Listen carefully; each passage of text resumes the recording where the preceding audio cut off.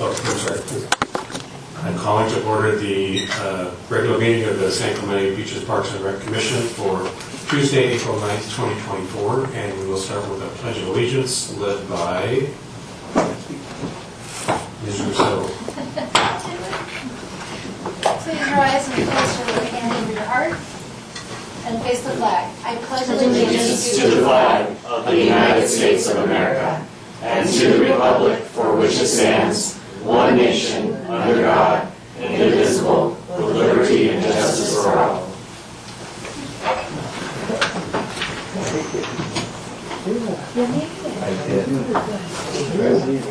Okay, roll call. Commissioner Elliott. Present. Commissioner Grace. Here. Commissioner Johnson. Present. Commissioner Rousseau. Commissioner Weinstein. Here. Chair Pro Tem Queskin. Here, it's here. Last minute. Chair Firestein is here as well.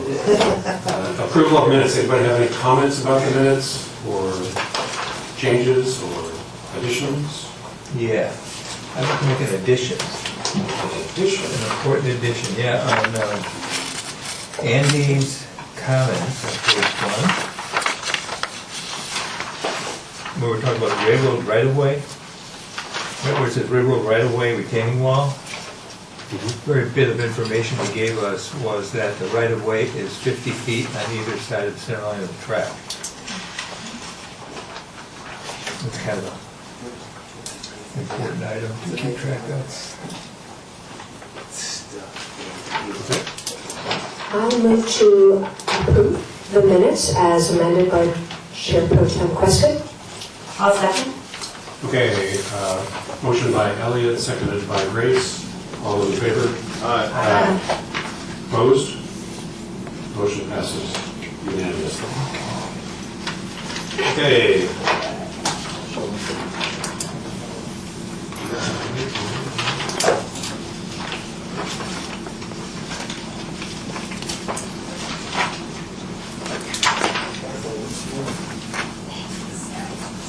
Any oral communication cards?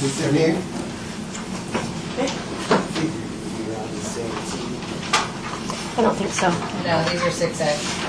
This is 6C. Are you looking at them, Samantha? These are 6A. I'll take them. They're all 6A. Yeah, there's no. Okay. Okay, don't have any oral communications. Current community activities and updates. Any updates, Samantha? Yes. Yes. Cue the show.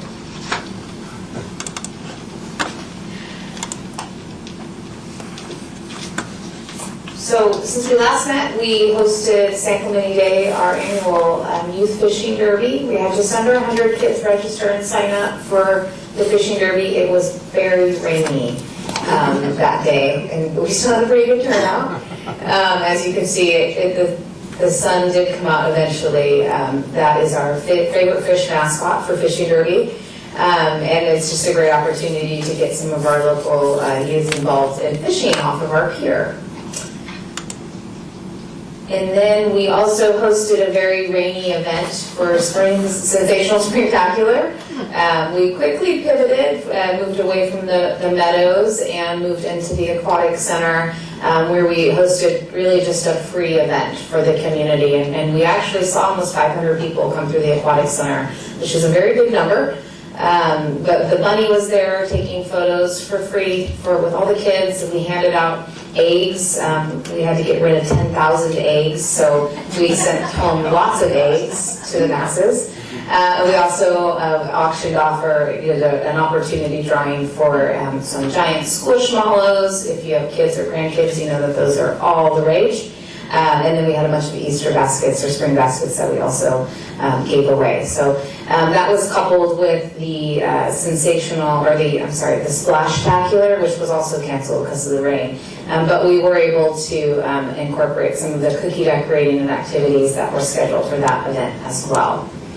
And then just a couple reminders ahead of our next meeting, we will be celebrating Cinco de Mayo at the annual Cinco de Mayo Fiesta. I think it's the 34th or 35th annual event. That's held at Maxburg Plaza Park.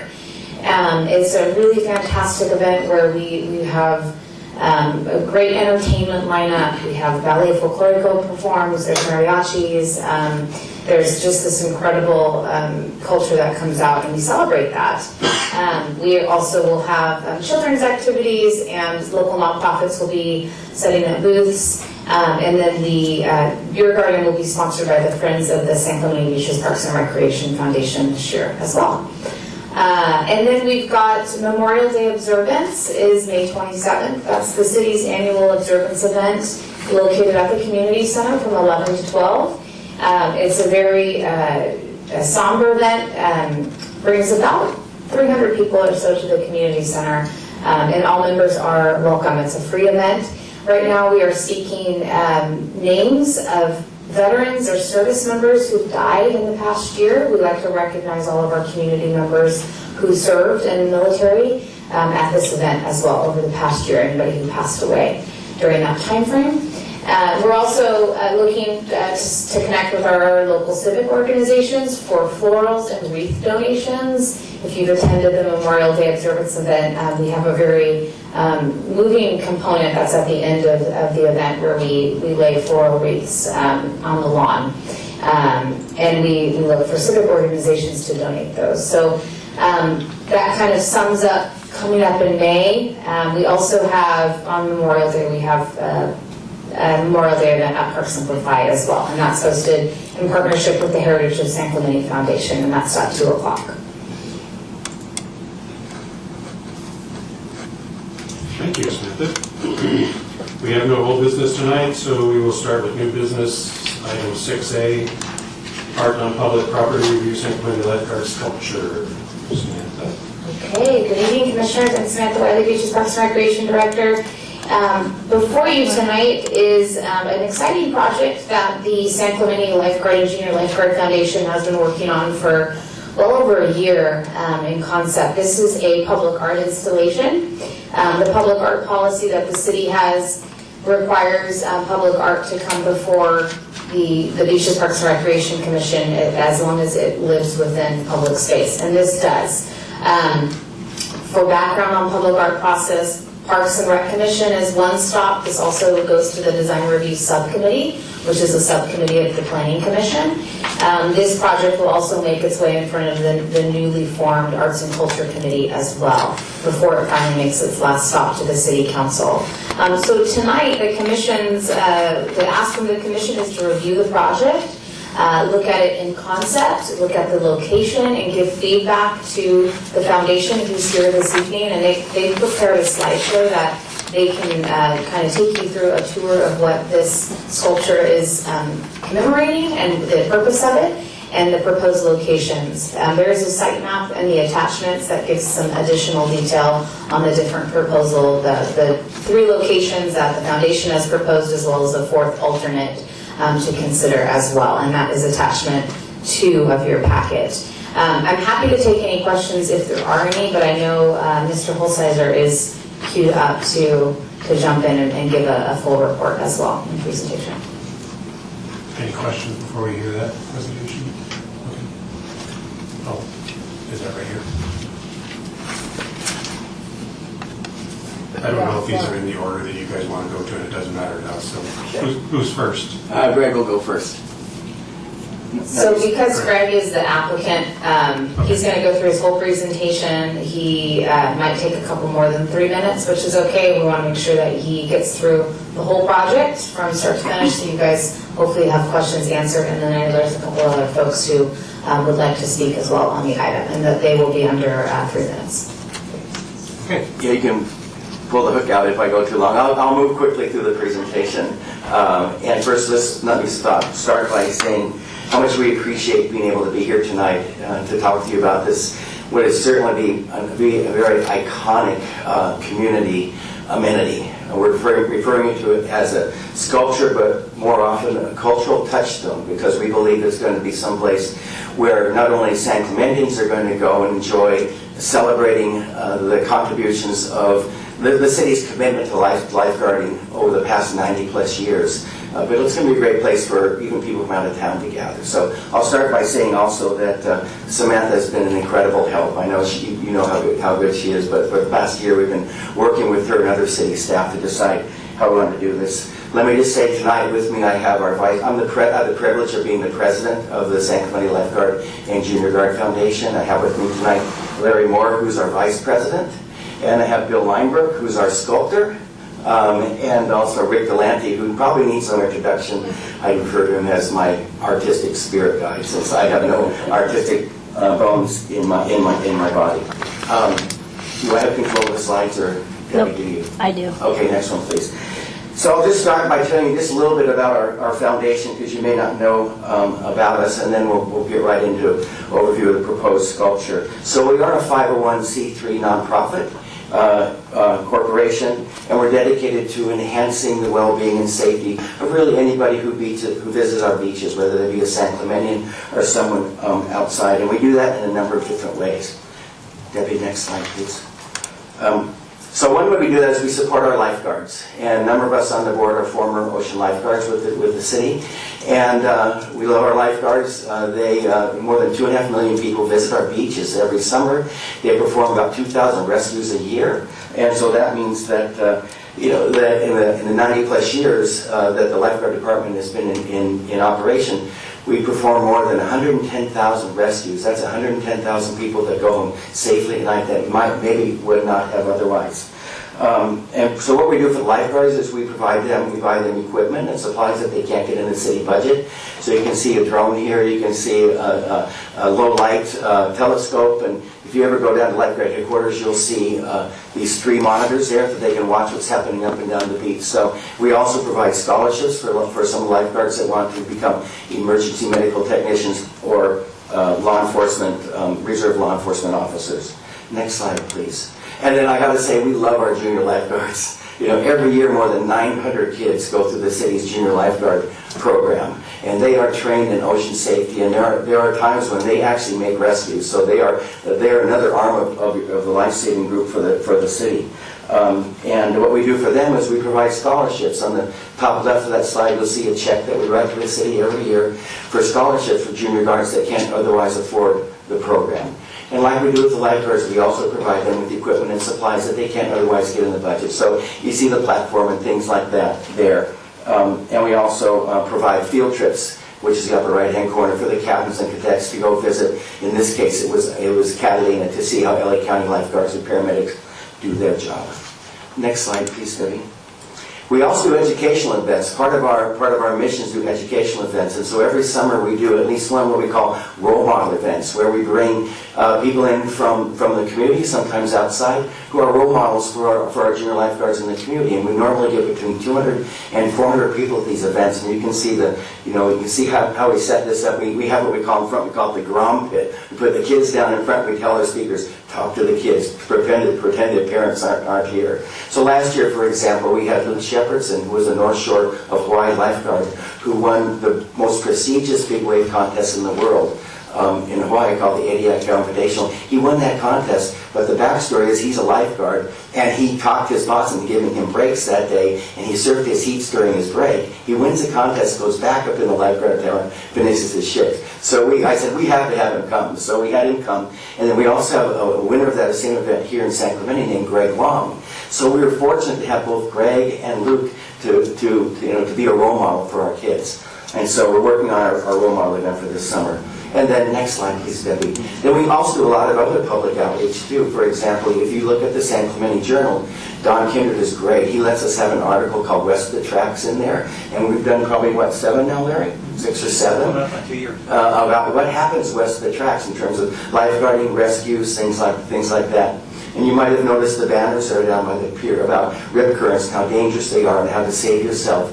The card in the center is a partnership that we have with Metrolink. So now if you take Metrolink during the summer, you'll see a rack card that looks just like this. It has beach safety tips, which is really good for the people that are coming to San Clemente beaches from the Inland Empire. And then you can see on the right there, you can see Larry, one of his presentations. We're currently working with Hoag Hospital, who's coming into town to do an event this summer, what they call Project Wipeout. Next slide, Debbie, please. And then lastly, I think this is lastly, we're also the keepers of the legacy and the heritage of the San Clemente Lifeguard Department. Larry is our resident historian, and yeah, you might want to limit him to 3 minutes because he'll talk for hours, which is all really good stuff. But you can see here, you know, we have videos where we interviewed former lifeguards talking about what it was like and giving tips to the current lifeguards.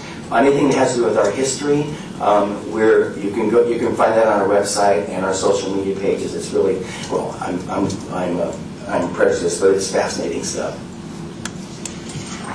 And then lastly, this last slide here, we are so blessed to have support of the community. These are just some of the community groups and organizations that have sponsored our activities, that help us with either in-kind contributions like South Coast Distributing, or actual money to help us bring Luke Shepardson over from Hawaii and pay for his plane flight and things like that. So we are so fortunate to have these people, these groups, these businesses supporting us.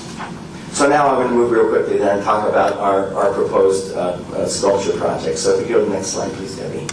So on July 16, 1931, the City Council approved the formation of the San Clemente Lifeguard Department. And Larry went back and researched this. And this is when it all started. And they voted to hire a full-time lifeguard at $100 per month. Before that, there had been some beach boys that they paid a couple dollars and said, don't let anybody drown. But this is when our lifeguard department was founded. And like I said, since that day, probably more than 110,000 swimmers have been saved. And each summer we have more than 2.5 million visitors to the city. The big thing is that we have an enviable record of more than 45 years with no lives lost on the guarded beaches. And no other department has that record. Our lifeguards are just superlative. They're just superb. So in recognition of that and to celebrate the city's 90-plus year commitment to ocean safety, we're proposing to place a sculpture, as I mentioned, next slide, I'm sorry, Debbie, a cultural touchstone down in the Pier Bowl at Parque Del Mar. And it's appropriately titled, at least the working title is The Rescue, and you can see what we're proposing here. And it would be a larger-than-life a sculpture of both the male and female lifeguard undertaking a rescue, saving someone's life. It will be a bronze statue with concrete base. And what we have here, these are taken from what's called a maquette, which Bill did for us, which is a small version of this. And the features will be refined, you know, obviously, as we move it towards production. And Bill is our sculptor, and he is the one who did the sculpture of the Marine at Park Semper Fi. And he's also doing, if you've seen any of the sculptures in Dana Point, of the various surfers, Joyce Hoffman, Phil Edwards, people like that, he's done those. And if you go to San Clemente High School, you'll see the 50th anniversary monument there of the Triton. So his credentials are impeccable. We're looking at a target unveiling date of late 2025, early 2026. Fingers crossed if things go well. We need about $250,000 to $300,000 to get this done. We have to go through, as Samantha said, we're going to go here. We'll go to the Design Review Subcommittee, the Arts and Culture Committee, City Council, and then I'm sure Coastal Commission's going to have something to say too. So we'll go through all that, and then we'll begin our fundraising efforts. And we're really looking to we're looking for major benefactors. So we'd like to see if we can find one, maybe three at the most benefactors who would provide, donate the funding for this. And they would recognize on the sculpture, on the plaque on the sculpture. I don't know if I mentioned, I'm sorry if I did, I apologize. This will be the first depiction of a male and female lifeguard anywhere in the United States. So it's a real great opportunity for us to feature the contributions that our female lifeguards have made to our safety. The next slide just shows various perspectives of how the sculpture might look down at where we're proposing to put it, and you can see kind of how it will be positioned versus the ocean and the beach. It's a highly visible, very high traffic location.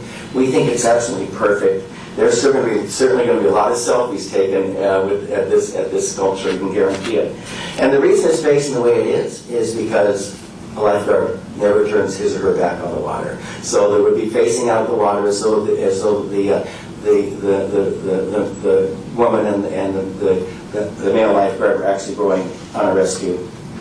And we're proposing that they have a plaque in front of it. And next slide, Debbie, I'm so sorry. And the plaque we're proposing would read the title of the sculpture, which is The Rescue, and would read celebrating the City of San Clemente's commitment to the safety of all who visit our beaches, dedicated to all San Clemente lifeguards, past, present, future, with the date. donated by our foundation and the name of our funding sponsor. So pretty simple. We're proposing that it would go on a pedestal that would be tied into the tied in the project in the front here. And then as far as location, next slide please, Debbie. We've identified 3 potential locations that we think work really well. They're all in Parque Del Mar. And we tried to size the sculpture and everything about it so that it's minimalist in terms of how much space it takes up and so it doesn't block any views and things like that. So we're talking about a 2-foot base with about a 6.5 foot tall, the height of the statue. The female who's going on the rescue, she's down like she's going for a run, but it would be about 4 feet by 6 foot on the base, and then about roughly 8 feet tall when you take into account the platform and the sculpture itself. And we've identified these 3. The city has identified another option, which is close to the pay machine, where there's an existing tree, which also has good views of the ocean too. So any of those would work for us, although these are the ones that we prefer. Debbie, please, next.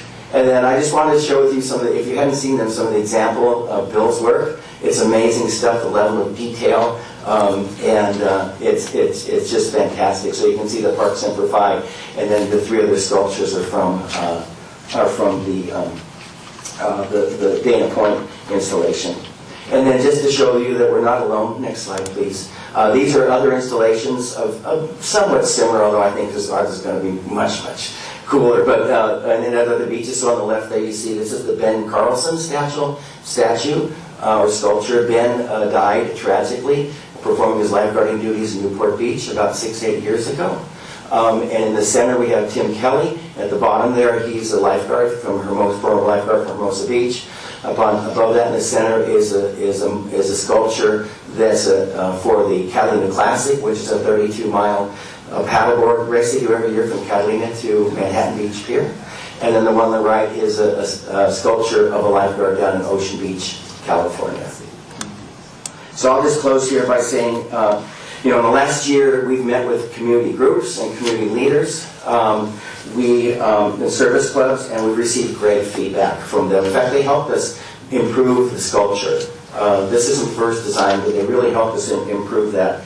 And in the area surrounding the pier, we've met with Pier Pride, we've met with the Casa Romanica, we've met with Wayne Eggleston from the Park Semper Fi, and we've also met with the San Clemente Cove, which the timeshare is right across from where we're proposing this, and all of them are supportive. I specifically asked all of them, can I tell the commission that you're supporting the project, and they all gave us a thumbs up. So on behalf of the foundation, I respectfully request that you give consideration to our proposal and recommend us to move forward to the other commissions and the city council. And I want to thank you for your consideration, and we're ready to take any feedback or answer any questions that you might have. Thank you. Thank you. Larry?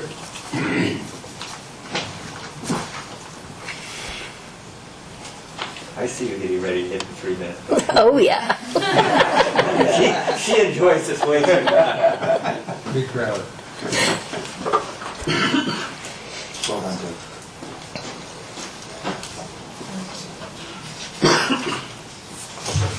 My name is Larry Moore, and as Greg mentioned, I am the vice president. At some point I was president too, but we shifted that occasionally. But being vice president, I'm also responsible for the history of life west of the tracks. Now, Greg gave you the business presentation. We're pretty good as a team. I get to do the historical stuff. Usually I'm the guy that gets 20 minutes, and he's done. I'll be quick.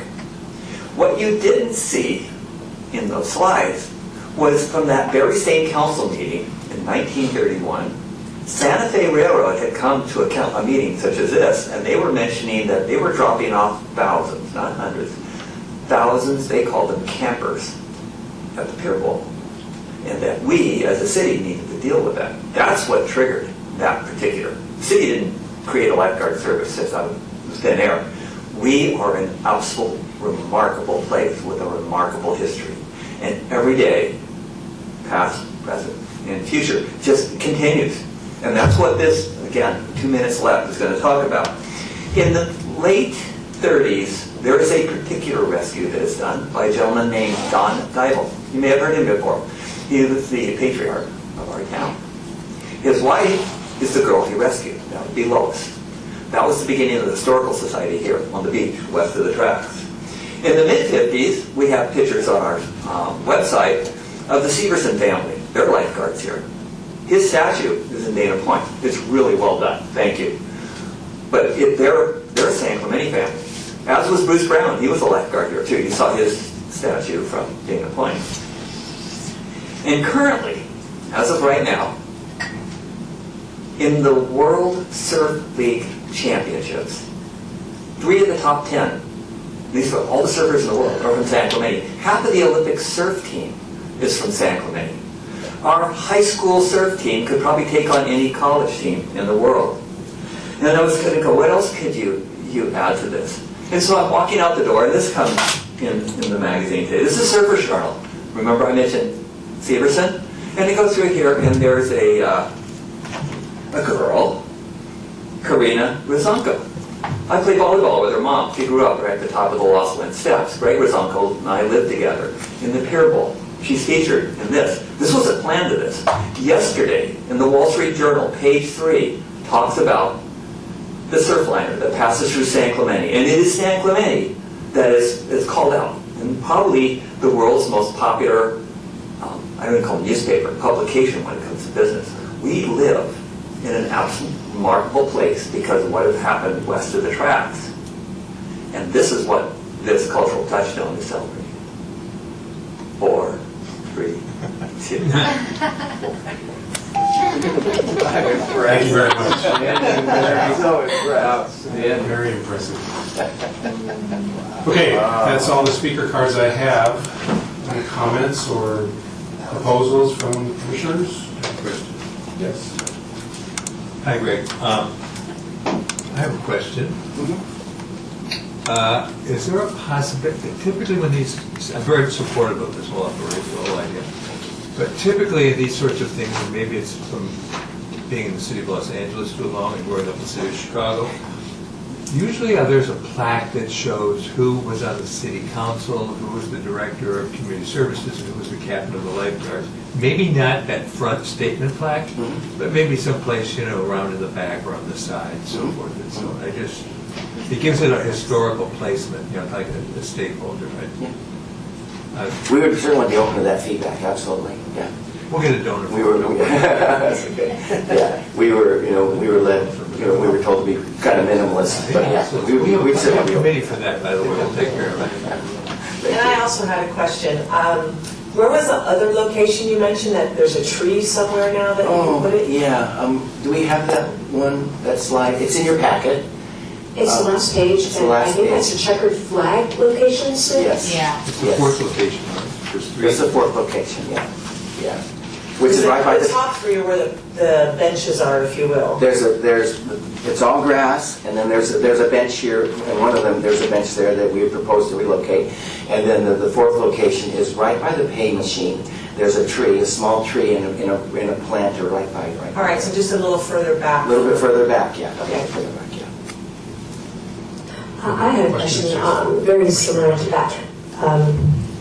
Thank you all for being here. Greg and Larry, I love hearing the stories. And to Bill and Rick, how lucky are we that we have artists in our community that show up for the city meeting? Thank you. Thank you. Thank you, yeah. We appreciate you taking care of it. And we appreciate you making these things so beautiful in our town. Thanks for your time today.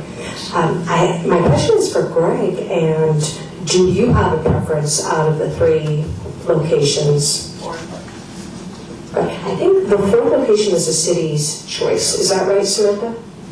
Yeah, it's an alternate recommendation. We haven't really made a decision. The city's fine with any of these. The concern with the white flag is that is very adjacent to a picnic table. It could be relocated, but it's a very popular space. The other 2 locations are less frequented, but do keep in mind at different points of the year, all of that bluff is taken up by picnickers and such. So. But yeah, we've looked at all this. As Greg mentioned, we have not taken this through Coastal Commission yet. We did a very cursory conversation with them. It's not impossible, as we've seen other coastal cities do have statues and sculptures similar to this, but they would need to have a review of it as well. To answer your question directly, it's all kind of a large grass area, and quite honestly, we're ready to work with the city on the exact location. We would just look for some place that has, where people can walk around it and look at the whole thing, and it also kind of has a view looking out on the ocean, which all these locations do. So, yeah, whatever, we'll work with the city, wherever it works best from an engineering and a visual perspective, we'd be happy with any of those. Thank you. Thank you. Yeah, that was my comment and concern as well. It's just the size of it. I mean, I'm supportive of all of it. Beautiful work. I love it. I love everything that you do. It's beautiful. But I do know, as Samantha said, we do have a lot of events on that grass and that walkway. And I think it might get in the way, given the size of it. And also coming down the hill, looking at the views. People are always taking pictures right there, but I hope we can find a place for it, because I think it's a great project. But I just want to make sure that it's not going to get in the way of the things that we already do today. Understood. Understood. Anybody else? I love this idea. I was a lifeguard in college. I know how important it is. And just one idea, not really since there's some hesitation with the grass area, have you considered talking to Pier Pride? They're in the kind of process of redoing that whole Pier Bowl area. Right. Have you talked to them and maybe thrown the idea their way of coordinating that into their improvements in Pier Bowl? We have spoken with them, and we've talked about it as a possibility.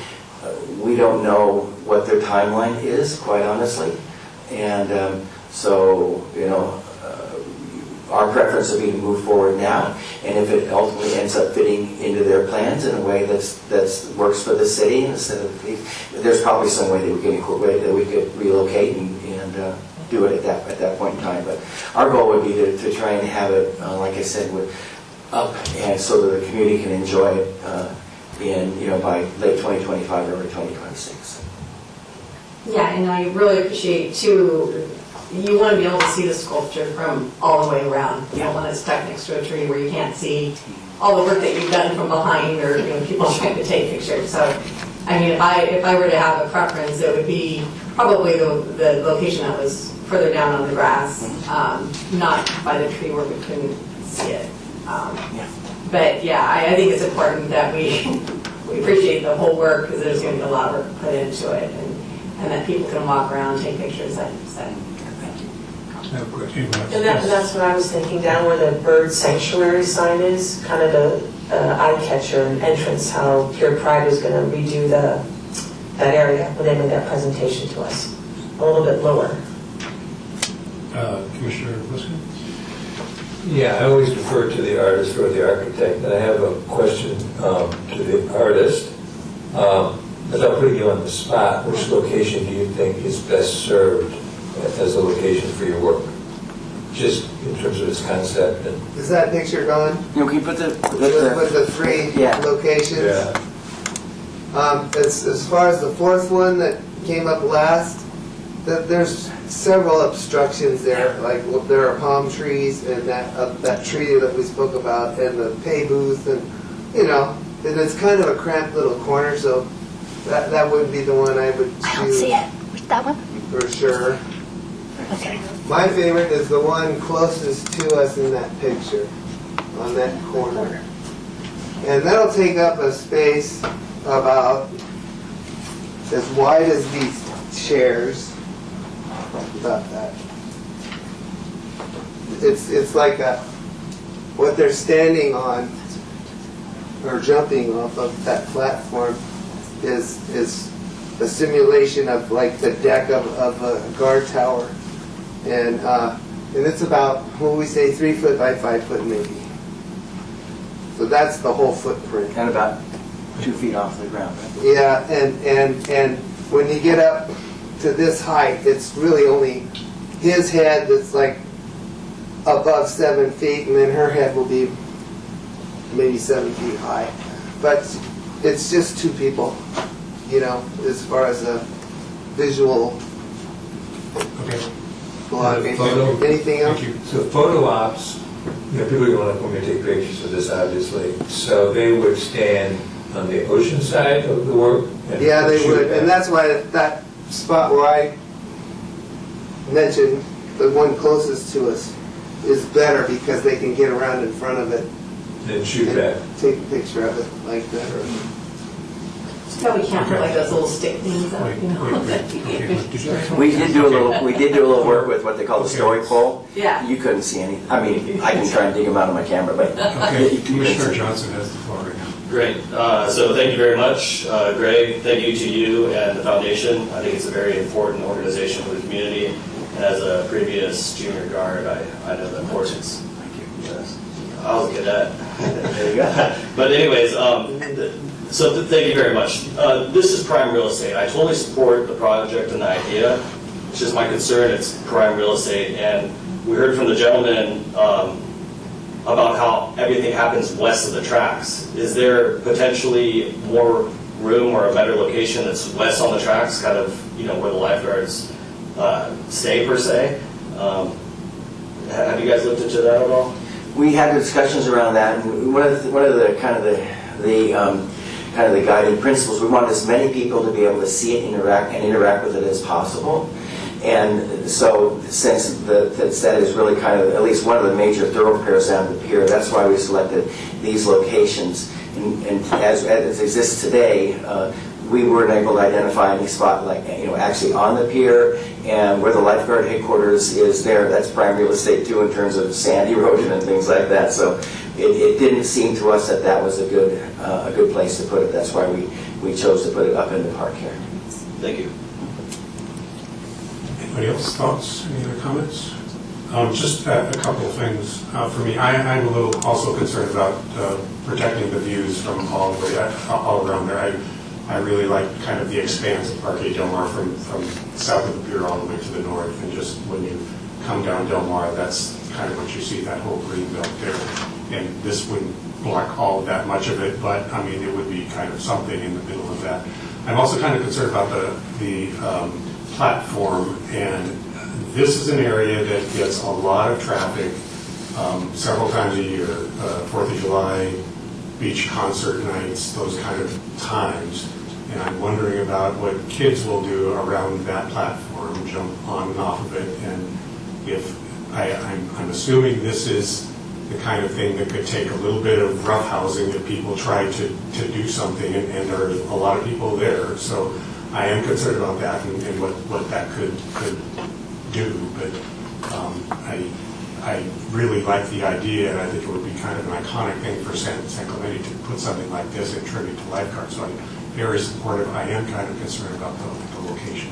And I don't know if from what I'm concerned about, I don't know if any of those three really matter. I mean, they'll all have kind of that kind of concern about what would happen when we get a large volume of people, which we do, on that whole area.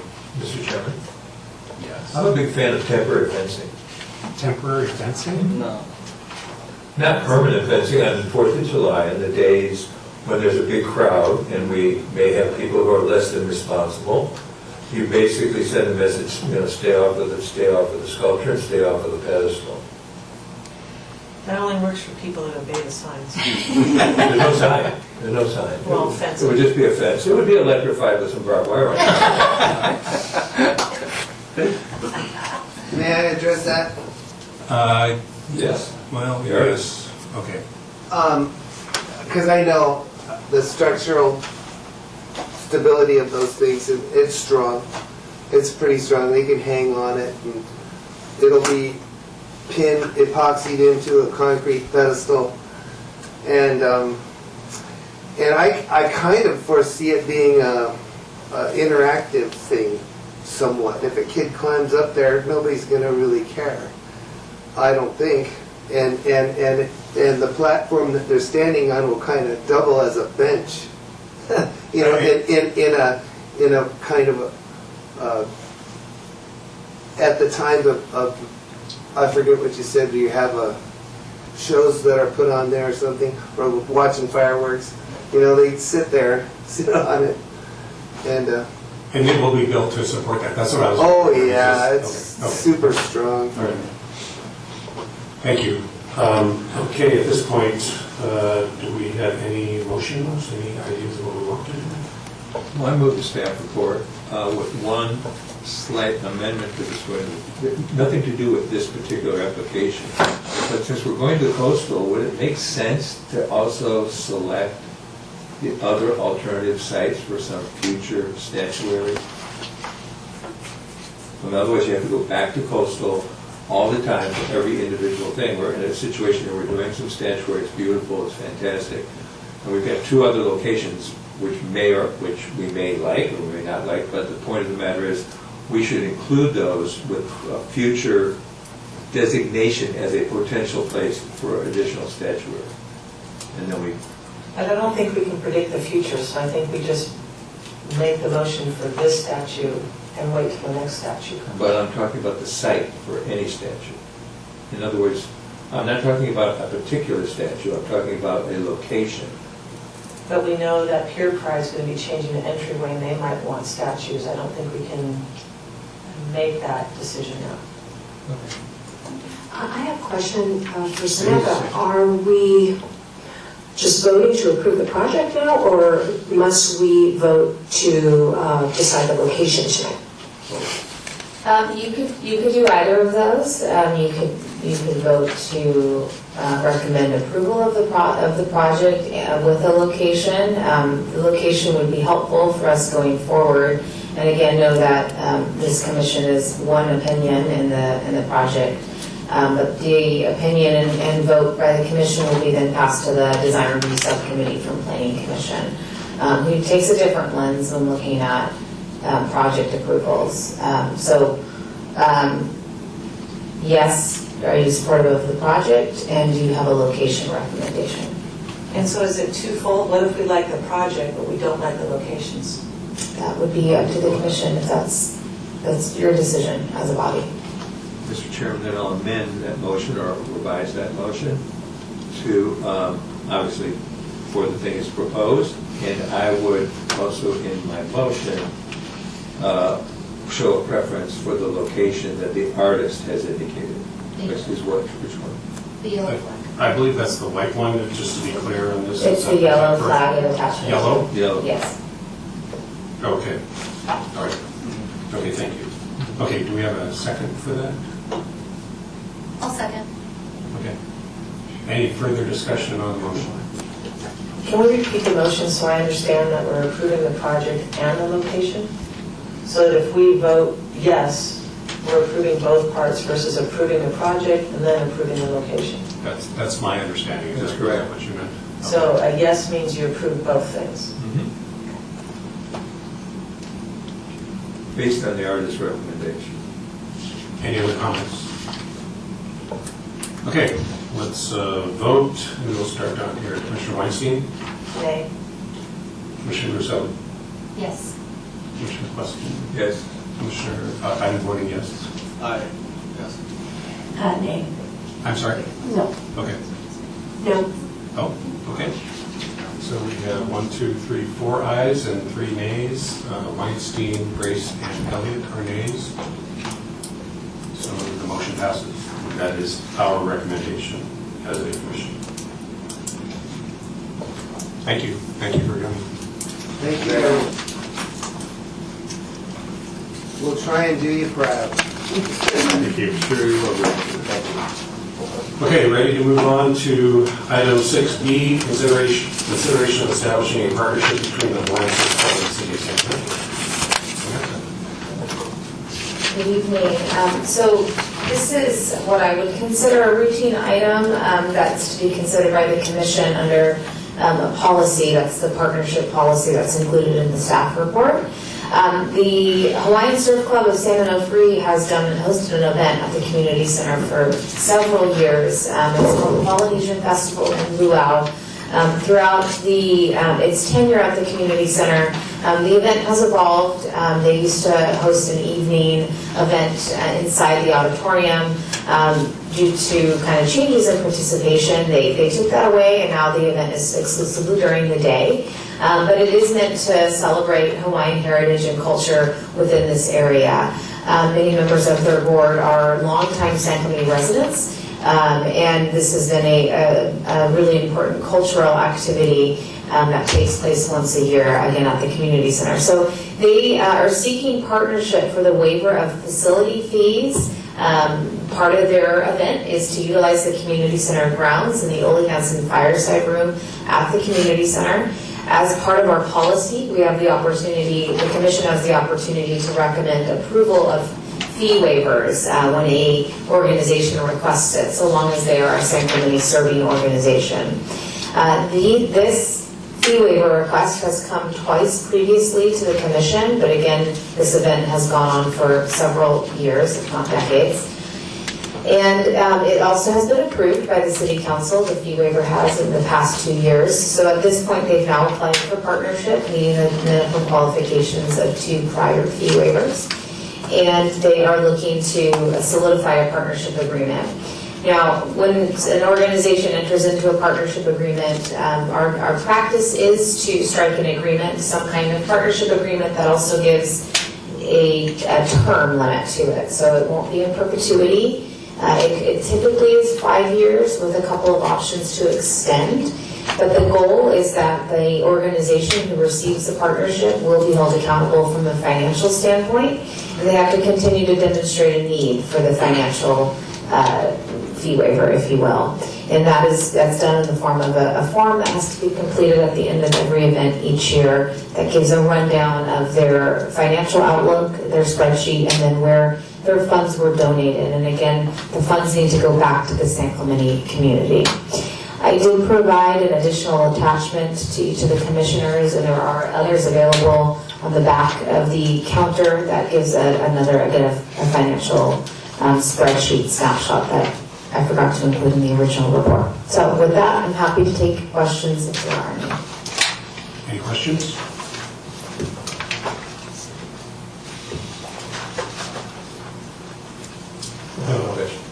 Yes.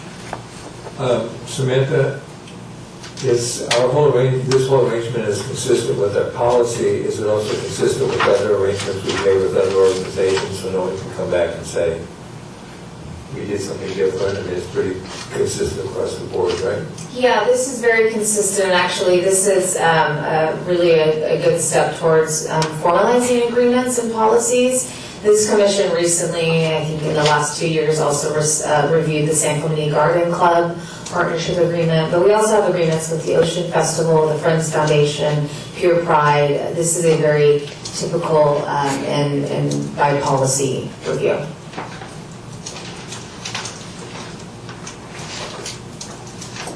Commissioner Elliott? I'd like to move that we approve the fee waiver for the Hawaiian Surf Club of San I'm Jose. sorry. I was just about that. Can I ask some Oh, questions quick? No, that's okay. Sorry. So I just want to make sure I understand this. This means that this would not have to come back to the commission then for a recommendation or approval if we establish this partnership. Is that right? That's correct. The agreements, again, we typically set a minimum of a 5-year agreement with the group with the option to extend, sometimes up to 20 years, sometimes up to 10 years, depending on the longevity of the organization. And those agreements are reviewed as part of City Council's final review. But this would be really the last time the commission sees this fee waiver request for a number of years. And does this lock in that price too for that time period? It essentially waives the use of the facility site. Okay. So it's likely that those fees will increase over time. Yeah. This partnership agreement gives them the ability to continue to use specific areas of the community center. Okay, thank you. I have a question. Oh, I'm sorry. Sorry. Yes. This is an annual thing. What are some of the things they do with the proceeds, giving it back to San Clemente? Yeah, that's it. That is located in the staff report as well. Let me find out.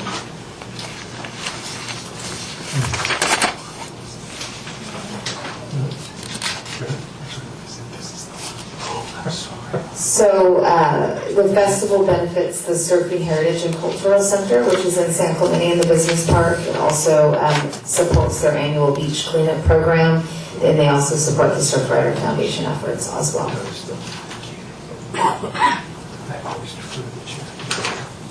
Okay, do we have a motion? Jennifer? I'll renew my motion to approve the fee waiver. And I will second the motion. Okay, motion by Elliott, seconded by Weinstein. All those in favor? Aye. Aye. Any opposed? No. Motion passes unanimously. Moving on, item 6C, consideration of establishing a pilot program to allow dog access on city beaches. Okay, Debbie, can you do that presentation? So as a recap of where we're at with dog access on beaches, this is a work plan item that City Council approved the commission to review this fiscal year. This commission has already made a recommendation regarding dog access on the beach, and that recommendation was provided and forwarded to the City Council earlier this year in January. Council gave feedback that they are generally supportive of allowing dogs on the beach, but they felt that the commission needed to do a little bit more work on refining the position and the final layout and makeup of that. What I've gleaned from the City Council in that meeting is there were some concerns regarding the off-leash component, which again was something the Commission recommended. As a refresher, the Commission recommendation is in the background of the staff report, right, bulleted up on the front. So you'll remember that North Beach only 6 a.m. to 8 a.m. daily. Dogs have to be off-leash with adequate signage, limited into San Clemente residents, and licensing through the Coastal Animal Services Authority, our local animal shelter. So Council, again, wanted the Commission to review this with taking into additional consideration some of those regulatory agency recommendations. While staff haven't had the opportunity to connect with the Coastal Commission on this item, we do have a phone call with them in the next couple of weeks that we'll be able to get some feedback. It's likely that it's feasible through Coastal Commission, whether that's through a local waiver or even the CDP, given other agencies, surrounding neighbor agencies that do allow dogs on the beach. The other hurdle to overcome will be the environmental analysis. And that would likely entail an initial study as part of the CEQA requirements. And then beyond the initial study, it could be anything from a mitigated negative declaration to even a full EIR. But that won't be determined until we complete the initial study. The Commission can do a couple things tonight. The Commission can narrow down its recommendations. Staff also received some concerns regarding the specificity of North Beach only. There was a want to look at other locations, maybe not all San Clemente beaches, but additional options as to not just impress upon North Beach only. So up on the screen and included in the staff report is something for the Commission to start on. It by no means is the staff recommendation, but it's something to think about based on staff's feedback from the community as well as the City Council. So you allow dog access on select city-owned beaches only. In the staff report, there's reference to north and south of the pier and North Beach. I do have some mapping that I'll get to in a moment. Permit dogs on city beaches before 8 a.m. and after 6 p.m. between Memorial Day and Labor Day. That's that summer season. And then from dawn until 10 a.m. Outside of, essentially after Labor Day up until Memorial Day, and then again in the evening after 5 p.m. Recommend that dogs remain on a 6-foot leash or shorter at all times, as well as be licensed. I think it's important that we stress owner responsibility, that it is on the owner to be responsible to pick up after their dog and ensure that they are acting and behaving properly while on the beach. Off-leash dogs are not permitted. and then to look at establishing this as a one-year pilot program with the opportunity to come back to both the commission and the council at 1 year to make sure the program's working well, and if there's any need to change or modify the recommendation or what is codified, and we would have the opportunity to do so after 1 year. Next slide, please. This is the first location. I thought a visual might help. So this is from Tower 4 on the north side of the pier on your very left. The towers are marked in red boxes. Marine Safety Corps headquarters is in between Tower 2 and 4. And then Tower 1 and 3 are on the south side of the pier. This is about 0.31 miles of space at 1,600 feet, essentially. And then we have the North Beach location, if you can go to the next slide. Covers a very similar distance, again, about 0.31 miles. The recommendation would be to allow dogs from really the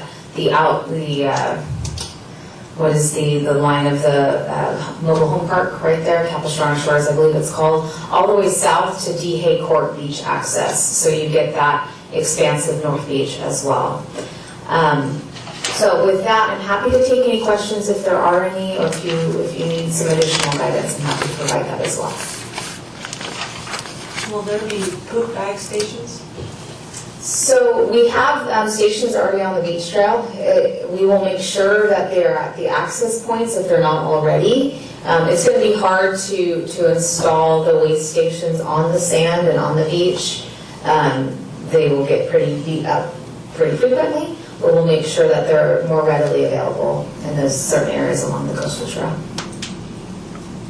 So when you talk about a pilot plan, or what is a pilot? I mean, we're going to say, okay, it went well, they love the beach. I mean, what are we going to get out of the pilot? So the pilot program allows, it leaves an open door to come back to the conversation. There's a chance it could go both ways. It could go the way of, this is working really well all year long. The model we have is perfect, we make no changes, end of discussion. Or it could go to the tune of, there's a lot of concerns, it's very busy in the summer starting at 7 a.m. So let's not allow dogs past 7 a.m. It could also go the fact of the pier is too busy. That's not a good location. We might have to reconsider the location. Those are typically the factors that change when we're assessing pilot program usage and the success or pitfalls of those pilot programs. And that's all based off of the community feedback? Community feedback and observations of, in this case, it would most likely be marine safety staff who are on the beach every day in and day out, as well as our animal shelter, animal control officers who are also out there, our park rangers who have a lot of interactions with folks on the beach and on the trail. And then I know very well that this community knows how to find me and give me their opinion too. So as far as enforcement, most of those people aren't on the beach at that time. And marine safety is not there early in the morning. Correct. And they told us many times that they're not really responsible for dogs, right? That's not their primary, right. They're looking for saving lives, right? Yeah, the animal shelter is responsible for dog and dog behavior. They do some targeted enforcement on the beaches during those time frames. Marine safety is not on duty until 8 a.m. Or at night. Or at night, they leave at sunset. Right. So I guess it kind of reminds me of the whole discussions we had around e-bikes on the trail, right? And you get half the people coming and saying, oh, they work great, and half people saying, oh, we hate them, and and then we ended up having to do some kind of an online feedback that I don't know if that was helpful or not, but I think it gave people more of an opportunity to speak up because a lot of people don't know really who to say, yeah, it's working great, or no, it's not to. I have a lot of concerns about, especially the pier area. Yeah, it is very busy. Yeah, I have a lot of concerns, but I mean, if it's just. Okay, other questions for Samantha? Yeah. You have a question? Yes. I don't know if you have the answer to this yet, but do we have any recommendations from our insurers or our risk management people relative to what our exposure would be or would not be relative to what we're proposing? I mean, would it make a difference one way or another? Yeah, I don't have a response yet from our risk management team, or a formal response from our insurance authority, the JPIA. I do know that in most circumstances, requiring a dog to be on leash is typically preferred as long as it's in an open space, as the beach is. Off-leash dog parks are kind of a different entity in and of itself because it's a controlled environment. When you get to a beach, it's very uncontrolled. So the one thing that you can control is a dog that's on a leash. So in that, most often the preference is to have a dog on the leash. That puts the onus on the dog owner to make sure that they are in control of their dog at all times. That's the point of the leash. But I don't have a formal any statement or feedback from them. Will we be soliciting anything from them as part of this process? Yes, we have submitted a request to get their opinion on it.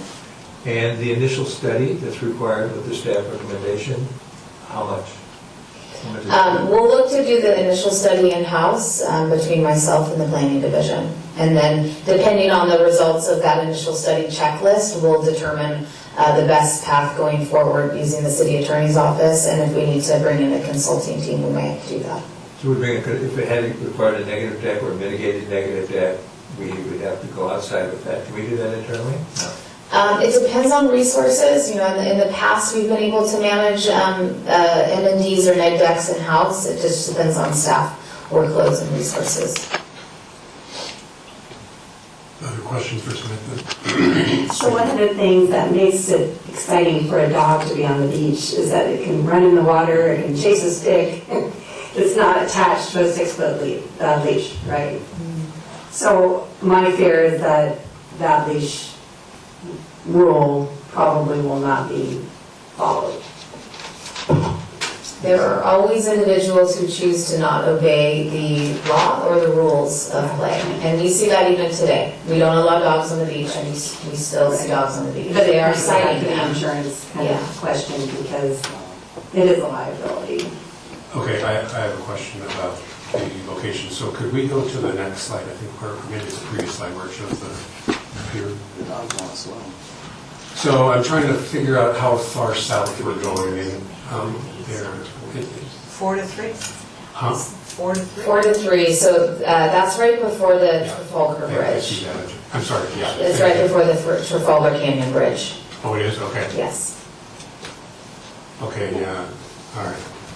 Thanks. Question. Has there been Yes. any considerations for instead of, you know, the Pier Bowl and North Beach, like a North Beach and like a south of, you know, like where Carrefour? I get Calavia.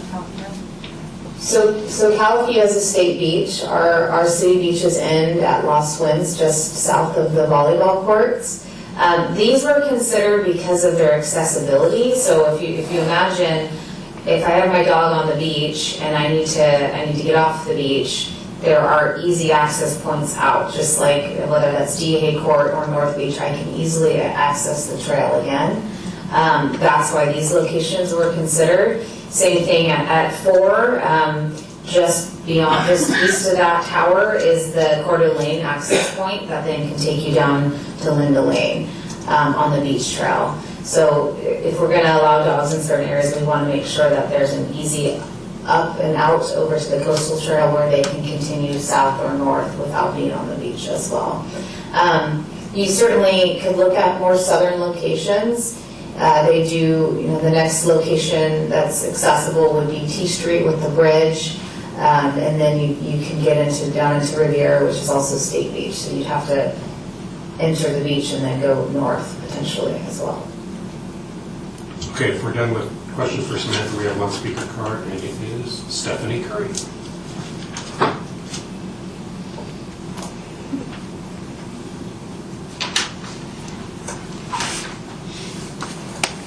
Stephanie Curry. Thank you for listening to one more person talk about dogs on the beach. Hopefully my perspective will be just a little bit different. So I have a full-time job. I work from home or travel, and at home I have a 2-year-old Jack Russell Terrier, which is a lot of energy packed into a tiny dog. And before him I had more of the same breed, and we are on the beach trail every morning. And I go to San Onofre Trail 1 and Trail 6 off leash every weekend. And it's not because I want to, it's because I have to, because you would probably have another resident checking into Casa Animal Shelter if we didn't. So I went to the meeting at the end of October, and there were several people that spoke up in opposition.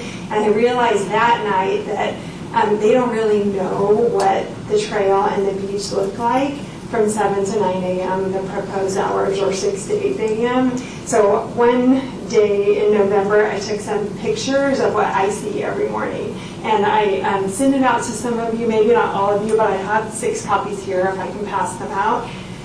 But what it looks, and I go from State Beach, so I'm Calafia, and then I head north, and then stop maybe at number 3, and then head back south. So my pictures are, the first, what you're going to see, I time-stamped it. So 7:33 to 7:55 a.m., the beach is empty. When I look north towards, or south towards Cypress Shores and north towards Lost Winds, you see your animal control hiding out on the ATV, ticketing people, but there's literally not one person on the beach. And then there's pictures of the beach trail. And it gets busy during those hours because I think most people want to be on the trail. They want the hard pack for running. They don't want sand in their shoes. And then you see dogs on leash. This guy has 2 dogs all on 6-foot leashes taking the width of the trail. You have a train every 20 minutes, and having dogs back close to the train is definitely not ideal. This is my little guy hiding, cowering, ears back as the train passes. This morning it was 7:20, 7:40, so this is what happens every day.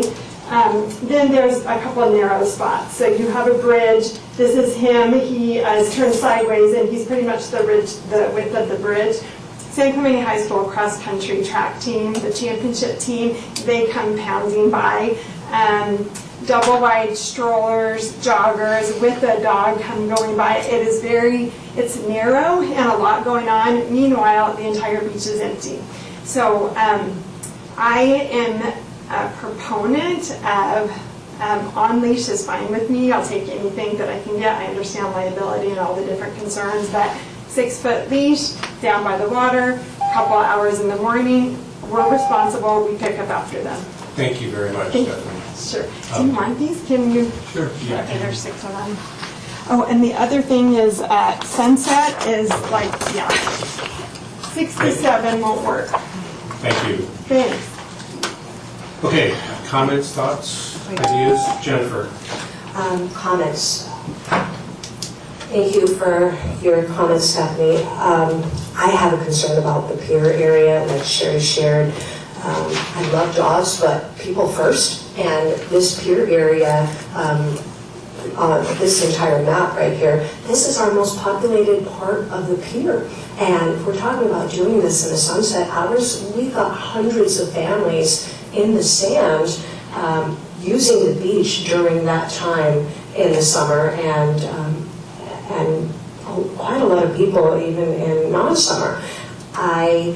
When we brought this up in October, I was a proponent of the North Beach area because of a study, I think it's a poll that was done a few years ago, and Samantha had provided us the results of that poll, in which there were hundreds of people, hundreds of San Clemente residents, which they were asked for a proposed location, and North Beach was mentioned as the #1 location. So I am a proponent of Dog Beach. I don't know why we have to have it in 2 locations, and certainly not where the majority of people are gathered. The concern I have about the center, that section right there, is that if we do this 1-year pilot program, this will be happening as we hope. We are putting sand on the beach, and I'm just not sure those things should be done at the same time. I'm just in general be in favor of moving that that pier location down from T Street to farther south and not allow this section here. That's just, And my issue is a waste issue. People picking up, not just picking it up, but putting it in a receptacle. So it's a twofold issue is my concern. other comments? I don't know if you've ever been to the dog park, I'm sorry, in Huntington Beach, but there is an element to that. It smells really bad, you know, it's a dog beach. You know, but people just unfortunately don't clean up after them. You know, maybe they don't see the dogs. And not all owners, not all owners. I'm saying some owners, enough owners, and then it gets buried in the sand, and the kids are gonna sit in the sand, and And once you start as a pilot, to unpilot it is not necessarily easy. And then also the comment about walking along the beach instead of the trail. I mean, how are you gonna know when you're along the beach that section's over and you gotta move back up on the trail and then come back down, back up? I think if we're gonna do this, we need to do it in one spot, pilot it in one area, see how it goes, and then maybe look at other places further on down the line. So I agree with my fellow commissioners that around the pier is probably not the best place. So I think we should strike that. But the staff's recommendations overall look pretty good. Feedback from the community is people who live in the south, they would like something down there. So potentially we could do something at the very south end of the city beach in addition to the north. Some community members in the north expressed concern to me that if it's only in North Beach, they think, you know, they'll get all the waste and everything there, so perhaps that. But like I said, everything that the staff recommends besides that location, I agree with. I would like to change the 5 p.m. to 4 p.m. because in the winter the sun sets about 4:30 and no one's going to be on the beach, at that time. So from Memorial Day, or excuse me, from Labor Day to Memorial Day, 10 a.m. to 4 p.m. instead of 10 to 5 p.m. I would like to strike the off-leash dogs because I don't believe that people will be on the beach at this time, so I don't think safety is an issue. And my last comment is, you go to places like San Diego and they have beautiful beaches, but the city government down there and the politics they're not for the community. And I don't want to see, transients or homeless people, congregating with their dogs, smoking marijuana, drinking on the beach. So I would also like to add no loitering with your dogs on the beach. You got to be on the move, you got to be walking. That's just my 2 cents. Thanks. Other comments? So what's the nature of the policing of all this? We're going to make these stipulations, we're going to make these conditions. I'm a big fan of signage, of course, which would answer the question of when people are walking along the beach and it says, this, you are now left. This is what we do with the surf thing and something with the flags, but it would be actually a sign. That's all well and good, everything is fine. How do we send the message to the folks using this beach that it is policed, that it isn't just a honor system? That was Grace's point, is the hours are not conducive to an entity that would be able to oversee this. Right. So signs, again, pollute what we're looking at, fences pollute what we're looking at. I think we need to make a motion. I'm just not sure how to phrase the motion. What's the intent? What do you want to do? Well, they want us to make a motion about access to dogs on the beach. And there's many things that Thor brought up, change this, change that, but I think the basics are, do we want to make a motion about dogs on the beach? Sure. I think since we already approved this previously, we're all in favor. So I'll just, let's see here. I would like to make a motion to adopt the staff's recommendation for the pilot program with some amendments, which would be striking north and south of the pier, potentially adding T Street to the south of the city beach. Changing the 5 p.m. to 4 p.m. from Labor Day to Memorial Day. Wait. Okay, got it. And then we could, personally, I would like to strike the off-leash dogs are not permitted, and I would like to add no loitering with dogs. What was that? I'm sorry, what was that? Strike off-leash dogs are not permitted, so they would be permitted in a certain time. And then I would like to add no loitering with the dogs on the beach. Do we have a second to that? Sure. I'll say that. For purpose of discussion. Motion by Johnson, seconded by Queston. Any comments? I have one.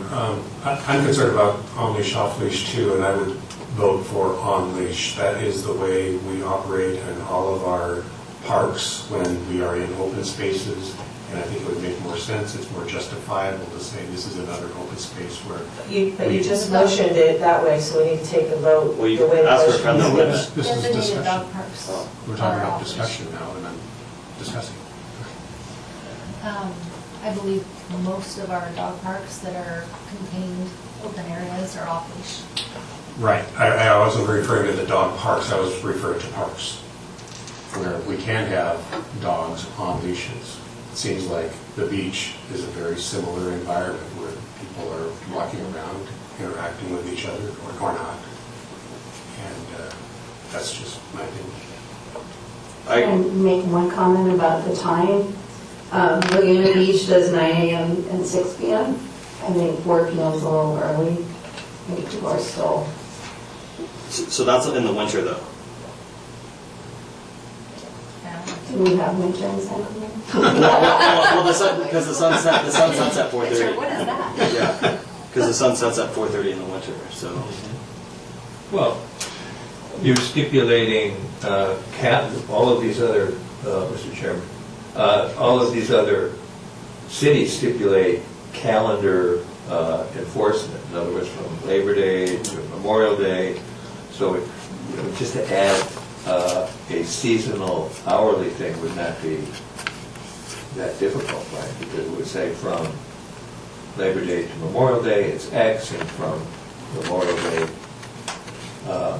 to following is Y. I mean, really, just, Yeah, that's what the recommendation is. yeah. So it seems like we may be in agreement on most of this. No, I mean, Time for a vote. I guess the big issue is, Mr. Motioner, is the off-leash issue. Would you like to separate that and vote on it? No, it's not, the motion was already presented that way, so we have to vote on how the motion was presented, and then we can amend it after that. Well, I think you can amend it before. Well, we have to get agreement to do that, but let's just talk about this again for a second. We're still under discussion on this, so we can all talk about what we want to see. Can I make a comment? Sure. Or you still? Well, I'm just going to make one point. Thor, you eliminated off-leash dogs are not permitted, but then also 2 bullets up, it says dogs must be on a 6-foot shorter leash at all times. So, yeah. so yeah. what do you want to do there? Strike that as well. But I don't know. How does everyone else feel about the leash? Because if let's. I think that would be enough for me to vote no. But that's just okay. Could we Terry. potentially put something in there that says we will begin with off-leash at North Beach only, not the Pier Roll, but at North Beach only, and if there are problems, then we ixnay it right away. It doesn't have to go the full year. Yeah, that's the whole idea, right? Is a temporary. The pilot program is supposed to be 1 year. Well, if it gets to But be a if, problem. if there's a problem with that part of it, that we leave it open to be able to change it in the middle of the pilot program, just to. I think the city council's telling us they want on leash. That was their recommendation. Okay, so can I pull my motion then, or amend it, or? Yeah, just amend it. You can amend it. Okay, so I would like. Agreement by the second. I would like to amend it to, so we keep off-leash dogs are not permitted, and dogs must be on a 6-foot leash. The second concurs. Okay. Can the motion be restated so we're clear what it includes? Good idea. So the motion is to consider, or to adopt the staff's recommendations with the following amendments. We would strike consider north and south of the pier, which is Tower 3 to Tower 4. We will add south, which will be T Street, to the south border of the city beach. We're going to change from 5 p.m. to 4 p.m. And we're going to add no loitering with dogs on the beach. The one-year pilot program's included there too. Yes, and one-year pilot program. And the second is okay with that? Yes, I concur. Okay, I guess we should offer an opportunity for any discussion on that. I have a comment about T Street. It's the same thing as the pier to me. There's a lot of people at T Street. They all walk down, they all have their sunset dinners and flying, and it's the same issue we're gonna have at the pier. Every street. Surfers. How about we look at as far south as we can go without hitting State Beach? I'm sorry, say that again, please. How about we add in, we go as far as we can south without hitting State Beach? Can we just start with north right now? What's that? Say that. Could we just start with north right now? Yes. See how Okay. it goes? That's fine. And if it goes great, then look for another location. This is why I voted no last time. Guess that. And I know if we're gonna have dogs on leash, having them in the water is probably a moot point, but I noticed that some of the other city beaches, in the recommendation have, dogs are allowed in the water, dogs are not allowed in the water. What do we think of that? Dogs want to Just go in let the me, water. yeah, if they want to go in, let them go in. You need to Put on leash. specify. But no, It needs to be specified. If you're gonna allow them, it needs to say, we're allowing dogs in the water, or we don't allow them in the water. The city, there would need to be a position on it. Did the city have any position on that? From a safety standpoint, it's concerning. Marine safety's personnel have had to rescue dogs, and they've been bitten by dogs during rescues. So that there's a concern there. I also know salt water's really bad for them. They drink it. Put that out there. So maybe we Okay. stipulate no dogs in the water. Let me suggest something else. Can we accept let's see, on the south location, the northern boundary being somewhere a little farther south than the T Street Bridge, so that we can kind of leave the T Street for surfers and anybody else there.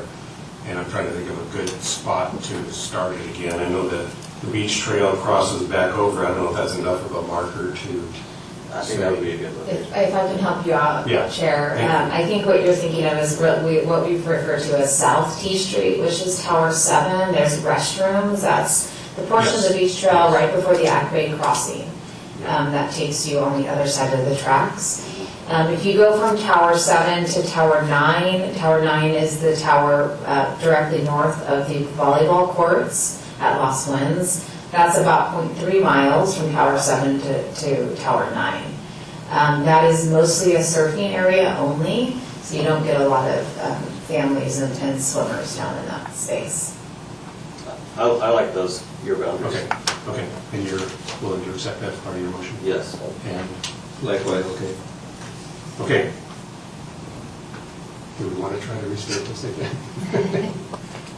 Or it's your motion? Well, Let's restate. first off, before I even say it, do you support that? If it's further south of T Street? Are we in discussion?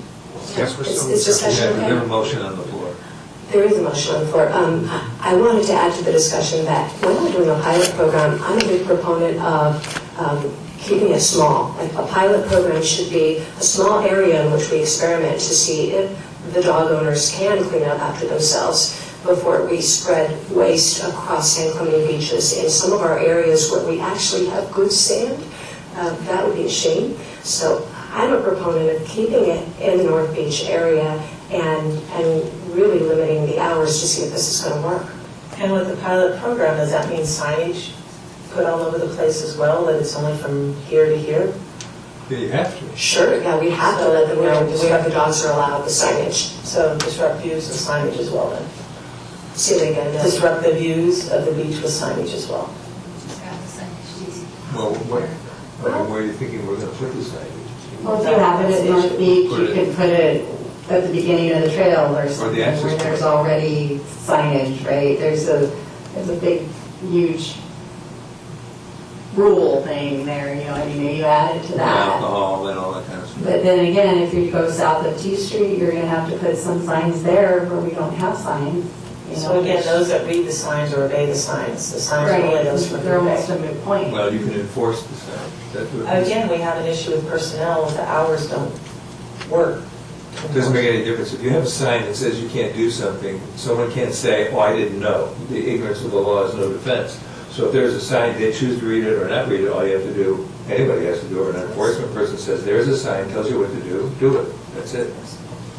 You know what I mean? The sign is the thing that you hang your hat on in terms of enforcement. And I think that we could have some signage that is low, that isn't disruptive of the views. Oh, absolutely. It's a design question. There's no question about it. Maybe Are have we a at a pretty bad with it. I think the sign should show where the waste station is. It should say waste station is there, or waste station is, you know, like they do with, I don't want to make it too complicated, but it's like what you do with fire exits. You know, you stand at the elevator and it says if there's a fire, you go down, go this way, go that way. Okay, are we going to vote, or do we still want to talk about this? Well, I'm in agreement that if we're gonna do a pilot, we should start small and see how it goes, instead of spreading it all over the beaches. That's Yeah, the my- problem my- is that we're so regionally oriented. I mean, North Beach, and then the south end of town, people in the south end of town, going to go to North Beach, North Beach, going to go to south end of town. I mean, to really service this concept, I think you have to have a north facility and a south facility. Otherwise, it really won't be much of a test. I mean, you get a But north- that's not a pilot, that's kind of a, let's all do it. No, it's a pilot.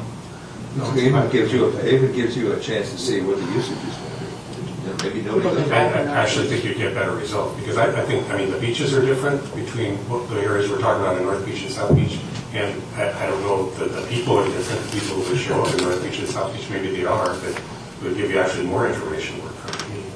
Can I make a comment at the risk of being gross? I'm sorry.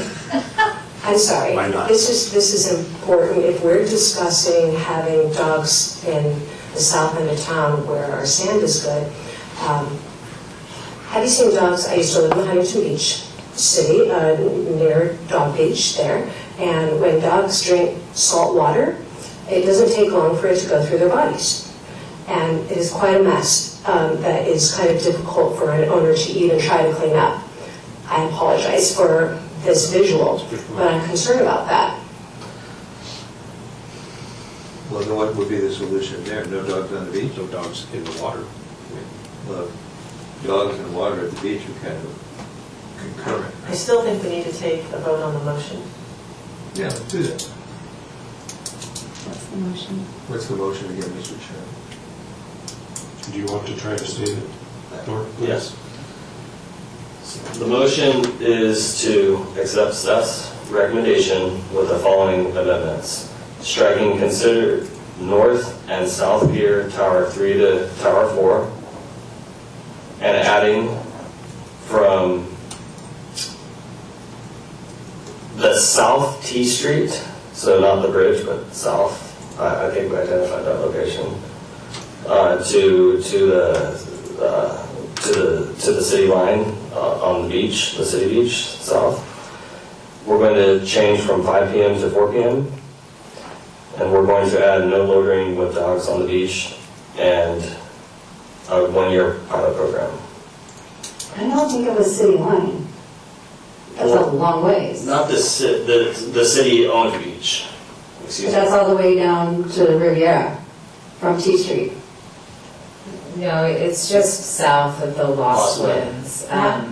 Yeah. All the way from T Street, all the way to south of us. So Riviera. the discussion down was to Tower 7 to Tower 9, that's South T Street right down to. So is that before the volleyball courts or Yes. after? That's. So that's before. not city line though. Correct, city line is So you would south have of to the restate volleyball that. courts. Okay. Tower 7 to Tower 9. So tower 7 to tower 9 for the south location. And the north location is where? for your motion? As is, Tower 12 to 14, From Dehan Court North. Tower 12. to 14. Okay. Okay, Is there a second? Second. well, there was a second, yeah.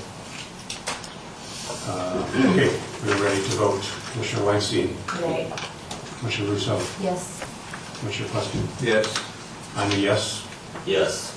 No, no. Okay, the motion passes with 4-3. 4-3 with negatives from Weinstein, Grace, and Elliott. Thank you. Vote on that one. Consider. Well, I mean, parks. That's okay. Okay, with the communications, Beach and Parks and Rec, Director report. Very quickly on the master plan, staff are working with our consultants still on completing the environmental update or addendum to the environmental analysis completed for Steve Park Master Plan related to the pickleball court facilities. You'll recall we've had to amend our previously adopted environmental findings to include an additional number of courts at Steve Park, so it went from 16 to 24. So we're in the process of amending that.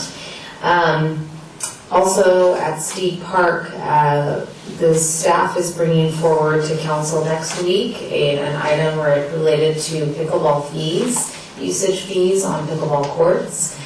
This was direction received from the city council at its last meeting, so staff have prepared proposed fees that will support the operation of the pickleball facility, both with staff on site to help facilitate reservations and drop and play. It will also cover the ongoing maintenance costs associated with the pickleball courts. Also has some intention to repay the $1.2 million back to the Parks Acquisition Fund as well for the development of those courts. So that's going to council next week. And then other than that, I don't know that the city council did approve the sponsorship and donations policy that this commission reviews. So they approved and adopted that policy at their last meeting as well. I have a question. Yes. Does them paying a fee result in them treating the courts as kind of a private racquetball facility? I mean, isn't that kind of what's happening there, is that the better players are basically indicating that that's their courts and that the lesser players are now sent over to San Gregorio? And doesn't that make the Steve Park courts kind of a private club? Staff are proposing charging fees for San Gregorio and Steve Park. So all pickleball in San Clemente would have a fee attached to it. There's varying levels of fees, similar to what we have fee structures for other programs, including our aquatics facilities. The goal with the fees is that it actually does give a better opportunity to regulate the use of those spaces by not allowing people to take over courts and push other members of the public out, because there would be staff on site. How do we collect them? How do we go about collecting the fees? How's that done? It would be done online through the city's recreation software. I think I heard you say at one point, Samantha, that you would need to put a staff person there, right, on site? That's correct. Both San Gregorio and Steve Park are proposed to be staffed.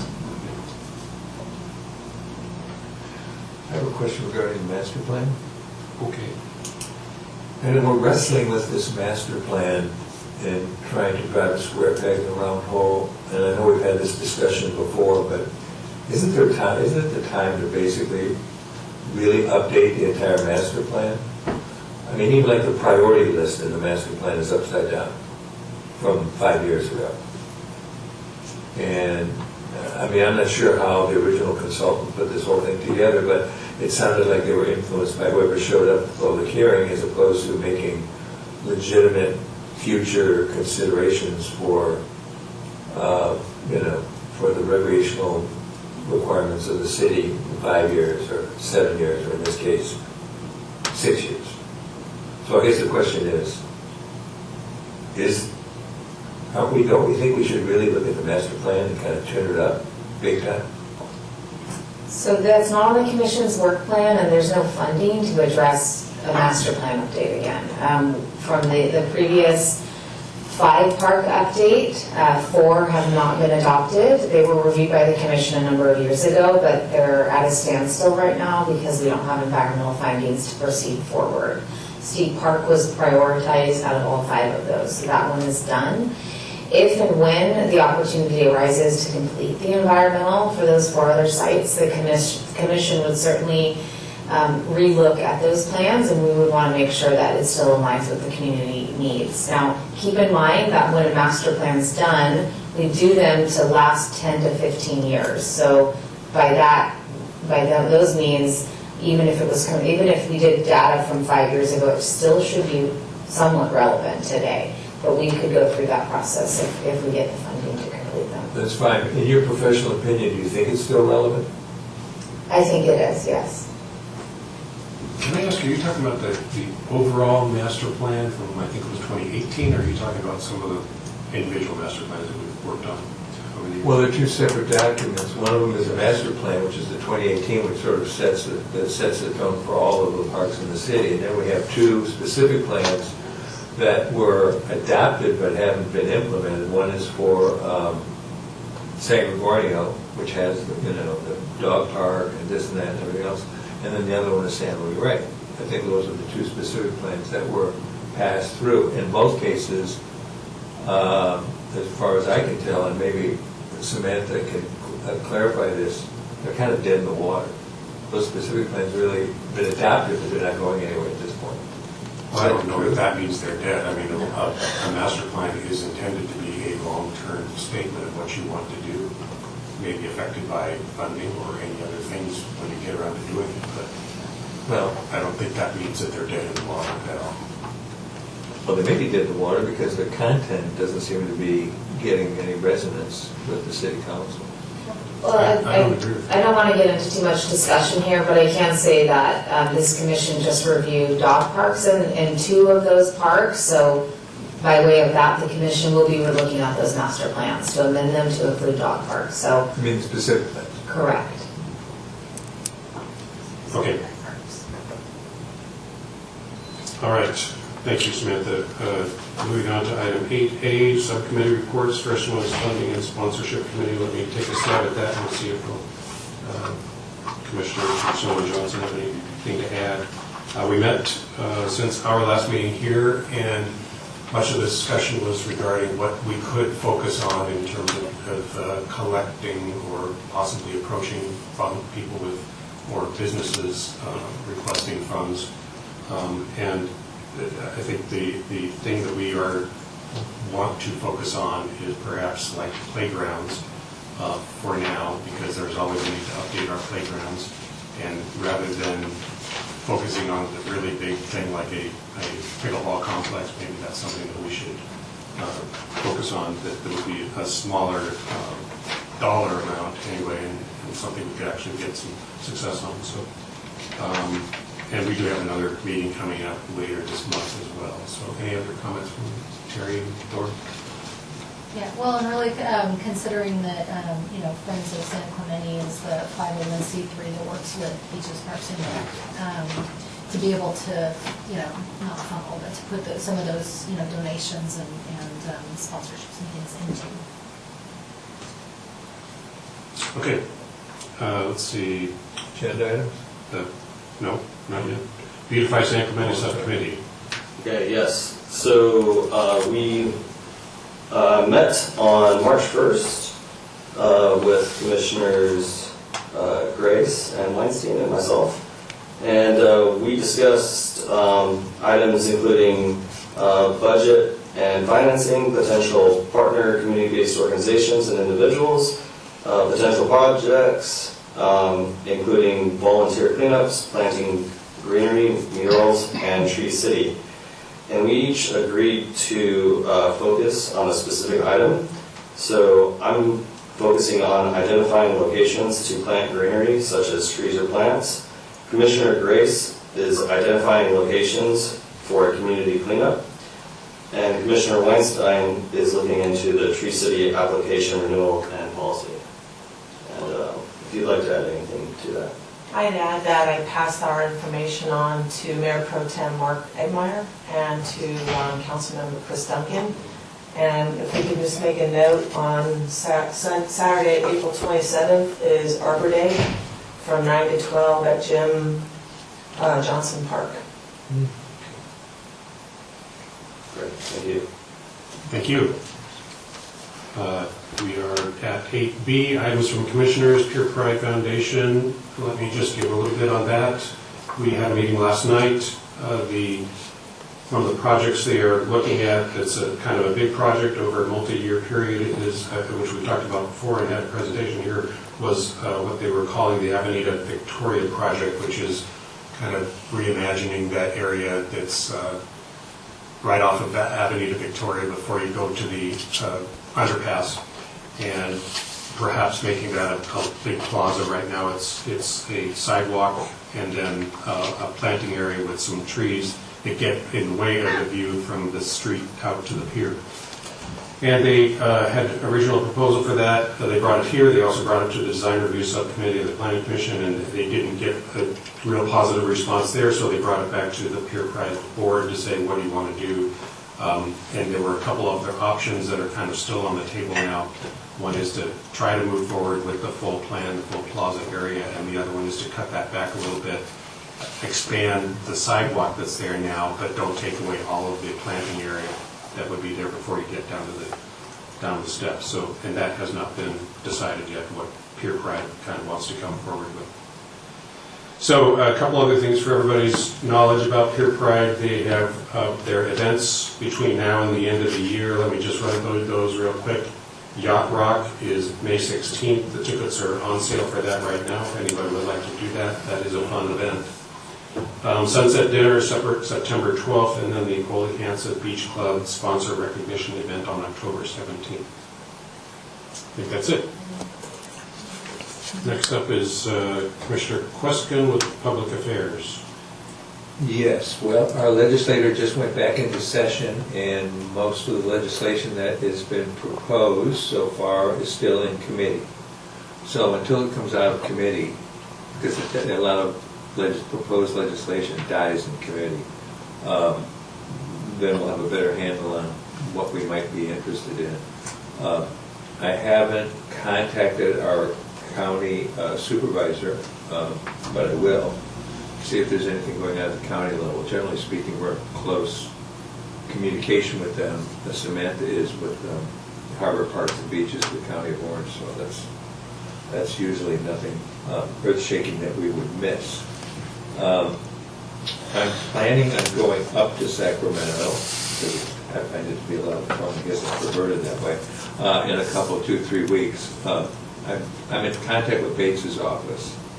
Unfortunately, our state senator she doesn't really have much interest in South Orange County, so she's in Westminster, she's up in Westminster. So that's it. So maybe by our next meeting, I should be back and have some interesting perspectives. Not just stuff that has to do with us. I don't care about everything else. But it is fun to go find out what's going on with these folks. Okay. Agenda item D3, any proposed agenda items for next meeting? Well, I went back and looked at the minutes, and Commissioner Rousseau raised an interesting item that we should probably be discussing or thinking about or discussing, which is the trail maintenance. And, the goats paths and so forth and so on, which are created by the public and aren't sanctioned trail pathways. Goats paths. It's where the goats go, and then people soon follow. They're not off the trail. They're sort of ad hoc. Got it. Thanks. Kind of things, and it's if they exist. I don't know what the legal situation is. If they exist, people use them, and then there's a problem. Then because we let it happen. The point that Commissioner Rousseau is making is that we should address that issue. No, we should manage that issue and see what we have to do, if anything. And the other thing we discussed was recreational amenities for older population. I heard a great statistic that every day 10,000 people in the United States turn 65. So we have two issues here. One is just the normal recreational things, but there's that exercise equipment that's down on the beach, which gets to be used by a lot of folks, older folks. And so I'd like to see that get agendized as at least for a staff report. And then similarly with Commissioner Rousseau's, the issue regarding trail maintenance.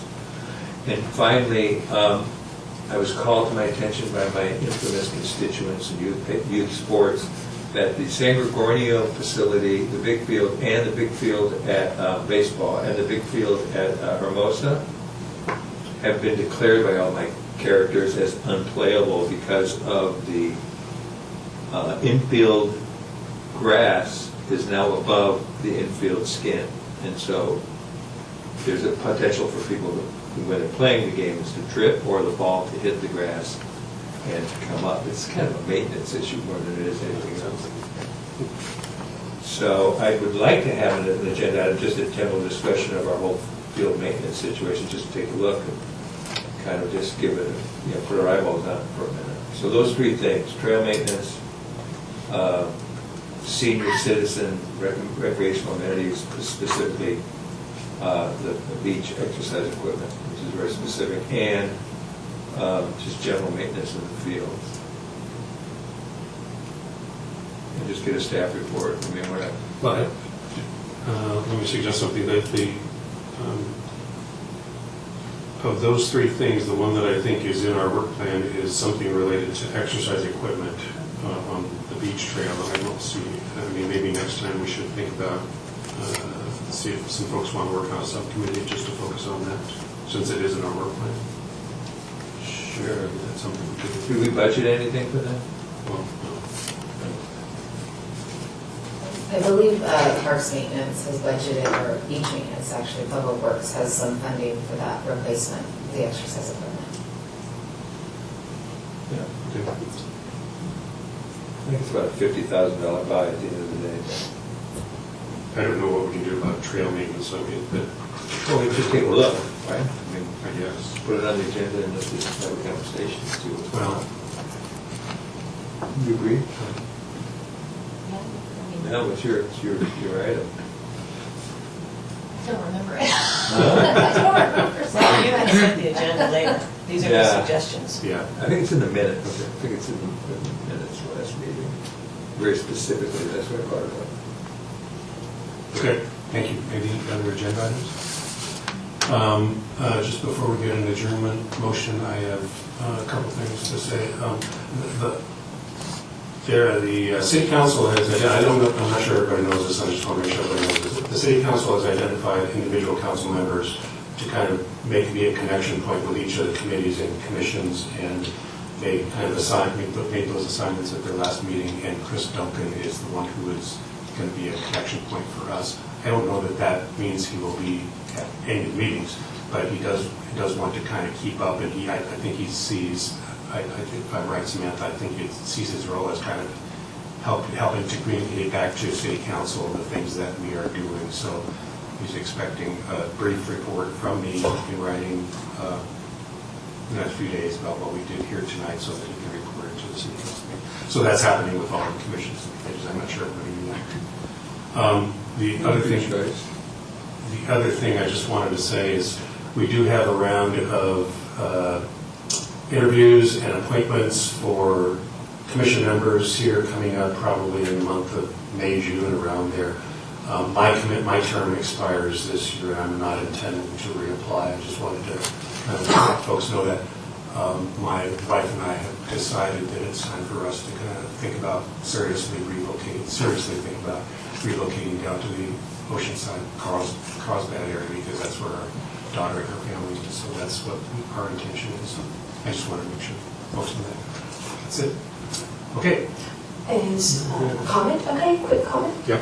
I wanted to let our commission know that since we last met, the San Clemente Chamber of Commerce awarded the Friends of San Clemente as a nonprofit of the year. So I know that's a group that Commissioner Rousseau is involved in, and that group does so much for supporting all of the BPR programs. So congratulations to the Friends. Nice. Congrats. Motion to adjourn? And a Second. I'll second. Okay, motion by Weinstein, second by Johnson. All those in favor? Aye. Opposed? Thank you very much.